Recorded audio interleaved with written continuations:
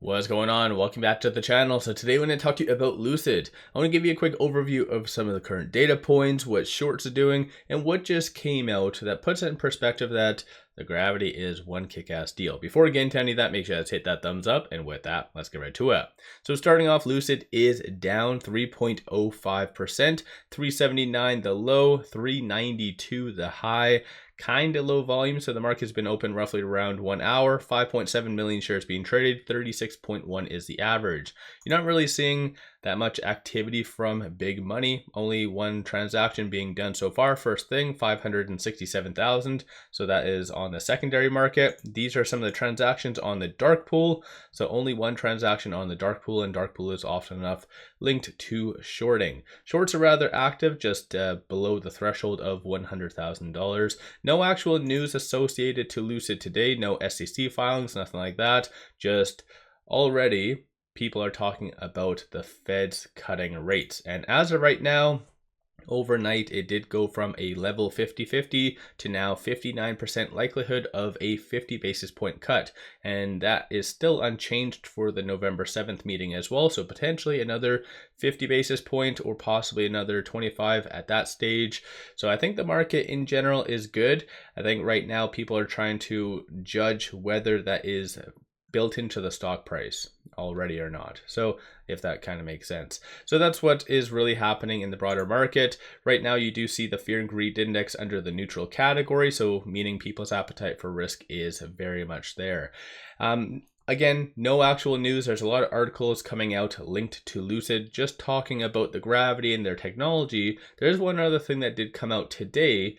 And the reason why I'm bringing it up is because it looks very, very similar. But as you can kind of see right here, Chinese-made Lotus, their SUV is going to be set at 229 and change USD. So this once again kind of puts in perspective on how the Gravity is a kick-ass deal.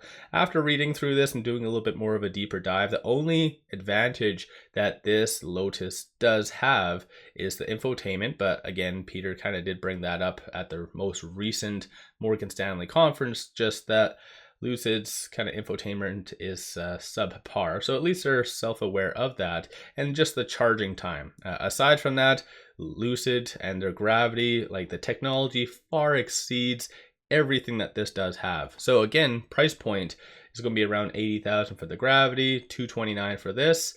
So again, I think this might be very much justified that a lot of people would be gravitating towards the Gravity, if that kind of makes sense. No pun intended. So yeah, I just wanted to bring this up, more of a quick note. But aside from that though, there's one other thing that I did want to share with you. I don't think I've brought this up, but it is rather somewhat outdated information, but it's the newest information we do have. As of Q2, there was 4.6 million call options purchased by hedge funds for Lucid. That is a reduction of 30% from the quarter prior, but still 4.6 million by hedge funds. That still goes to show that there was a level of optimism, and still is with Lucid. Of course, with options, various expiry dates and strike prices and stuff like that. So it's kind of hard to determine exactly how optimistic or bearish that is, but generally it is somewhat optimistic. So again, I just wanted to bring this up. 17.8 million by all 13 F filers, and that still is a reduction of 29% from the quarter prior. But as of right now, shorts. So shorts are currently increasing 1.19 million shares net. So they're still back at it, trying to really suppress Lucid on a technical level, because right now it is on a another key pivot point. Cost to borrow average is 0.69%, utilization 90.53, short score, so the higher the number, the higher the likelihood of a squeeze happening, is 84.59. But as of right now, 29.66% of the free float is being shorted. So kind of crazy stuff, if you ask me. Moving over to options, again, factoring in the market's only been open like an hour, give or take. You do have 120,000 in calls, 180,000 in puts. So this is somewhat mimicking the lower common stock value, or I guess volume in total.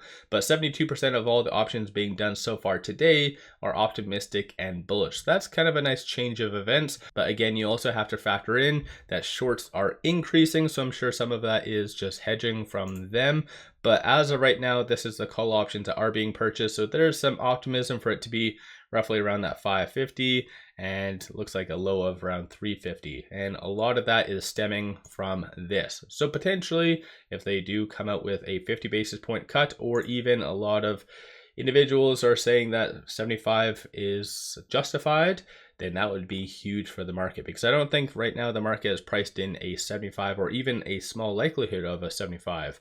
Right now it's kind of trying to determine if a 50 is justified or not. But let me know your thoughts on that. Right now with it at $3.80, it is exactly on this pivot point. So watch for this 379 to hold. If not, then this is where it could get retested back into that 350s. But as of right now, just kind of watch for this pivot. 406 is going to be the next strong resistance / target. And like I said, shorts are really trying to break it down, because I'll move this over so you guys can see it a little bit better, but it is wanting to move it from the higher to the lower percentile of the Bollinger Band. And kind of right now it is on that exactly. Stochastic, you do see no defined trend right now, but it is at 48, so it's not considered overbought nor oversold. But number of retail investors, this is one thing that I've really found weird, and a lot of people haven't really given me an explanation. I always typically ask, like, if you're part of this group, if you've been selling, why? And is it because of just macro fears? Do you feel that maybe 50 basis points is already factored into the stock price?